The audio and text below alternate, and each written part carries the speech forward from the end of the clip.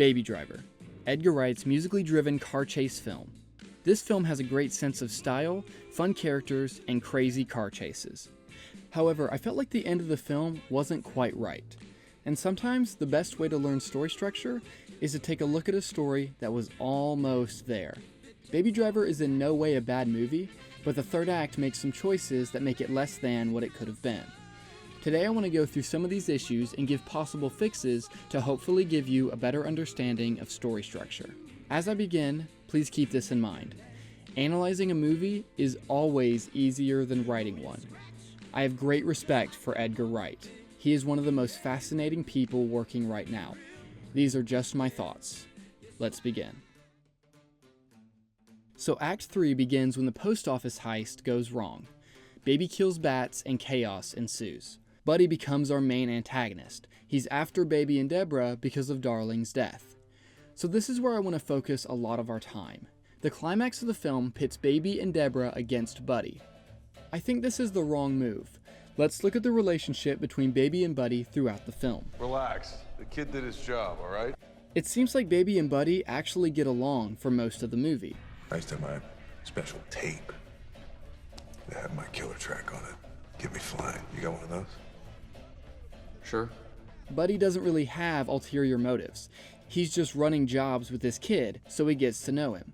Of the people who Baby runs heists with, Buddy and Darling usually support Baby, and they even trust him. You want me to kill bats?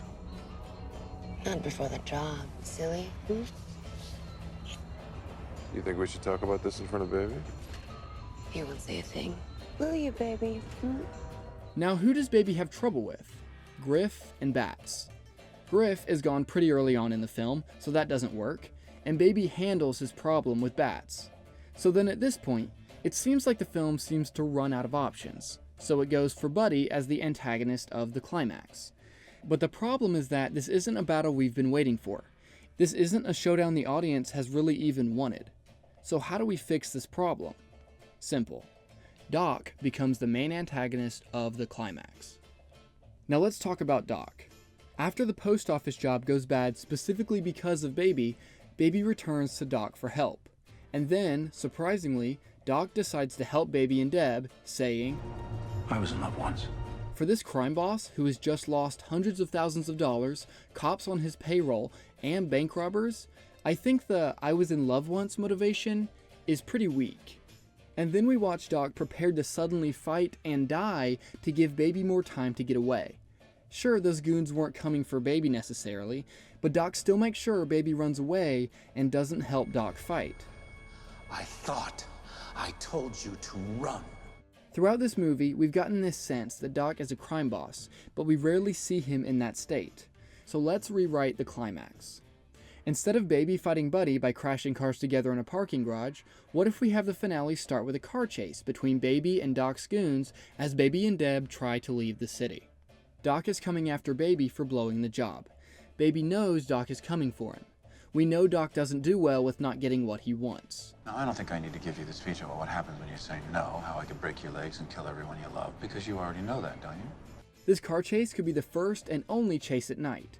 We could even use some of the ideas Doc referenced that Baby has used before to get away.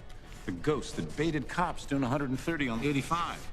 Headlights off, brake lights disconnected. He drove him around in circles on Spaghetti Junction.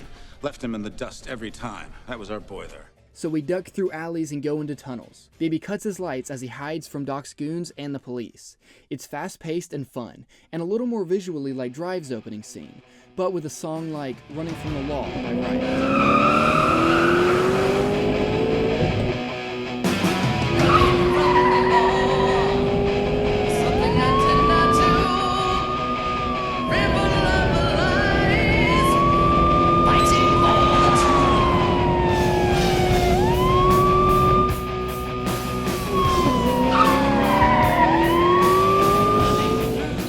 Doc is this gray character towards Baby. Baby doesn't like him and knows that Doc is a bad guy, but we also hear that Doc has basically raised Baby. Of course, he didn't know who I was or the worth of the junk in the trunk once he dumped it, but once I tracked him down, I made sure to tell him who I was, what I was capable of, and how much he owed me. And since he's been paying me back, he's also shown me what he's capable of. And if you remember in the earlier scenes with the groups, Doc is always defending Baby. Retarded means slow. Was he slow? No. Then you don't sound retarded to me. So now we can have this showdown between the man who has raised Baby and represents Baby's old life versus Baby and his new life with Deborah. And maybe Baby can't bring himself to kill Doc. Baby has hated killing anyone for this whole movie. Let's bring that back in the final showdown. Baby can't quite kill his old life. He can't kill this man that, in a way, has been his father. Wherever Baby goes, what he's done is going to stay with him. So Baby runs off with Deborah, leaving Doc injured but alive. You might be asking, okay, so what about Buddy? I think the twist with Buddy really only exists because the audience assumes the finale will be with Bats or Doc. But it's fine that the audience knows we're probably going to have a showdown with Doc. It's not about if that will happen, but how it will happen. If you go and watch a Tarantino movie, there's a good chance it ends with everyone killing each other. But you watch anyways. Why? Because you want to know how it happens. It's okay if the audience assumes Doc and Baby will have a showdown. Buddy and Darling are basically one character. They are an inseparable entity. I think it should stay this way. Having a climax against Buddy without Darling feels odd. So Buddy can get angry at Baby like he does, then they can all go their separate ways. Baby runs away, Buddy and Darling run the other way. We don't see them again. We cut the crash in the parking lot where they meet back up. We can assume Buddy and Darling ran off into the sunset, because they aren't the characters that Baby has a strong emotional attachment to. Bats threatened Deborah. He's dead. Now Doc is the only major force left. Understand your characters. Always keep in mind their emotional attachments and conflicts. Work with those before you try twists. If your twist doesn't work within the major emotional elements of the story, you should probably figure out something else. Okay, so now we're past the climax, but there's still a few things to be examined. The last 10 or so minutes of this film felt really odd to me. So basically the story puts two possible endings in the same movie. One, Baby and Deborah get away and go on that road trip they've always been talking about. Or two, Baby actually gets arrested and goes to jail. I think either one works, because the movie's over. Our antagonist has been beaten. Baby is free of his debt. At this point, we're simply driving off into the sunset or not. But then the movie keeps going, and we get to this courtroom where people we've seen throughout the film are giving their testimony about Baby. And he threw my purse right at me. Then he actually said, "I'm sorry." And while that's going on, we're watching Baby's life in prison. Let's take a look at the court scene first and ask ourselves one very important question regarding storytelling. Does this scene advance the conflict, give us new information about our characters, or both? The major problem with this scene is that it doesn't do either. When the witnesses are talking about how Baby tried to help or warn them, showing that he isn't actually as bad as the others, we know. We were there. If the audience isn't on Baby's side at this point in the film, these testimonies are not changing that.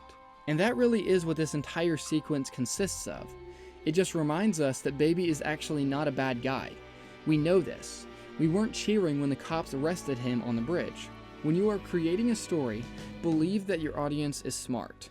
In the few seconds it takes for Baby to get arrested, the audience has done all of the work of the court scene in our heads.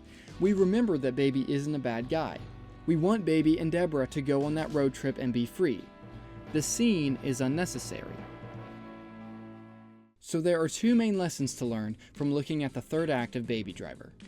First, remember that when you are writing a story, action scenes and car chases mean so much more when the characters are fighting for more than life and death. When they are fighting for things like identity or freedom, you can create a much more compelling story. Let your characters fight their biggest demons. Force them to confront those monsters. Your story will be better for it. And second, trust your audience. Believe that your audience is smart. Avoid telling them what they already know. They'll thank you for it. Thanks for watching. You know you scratch just like a monkey. Yeah, you do.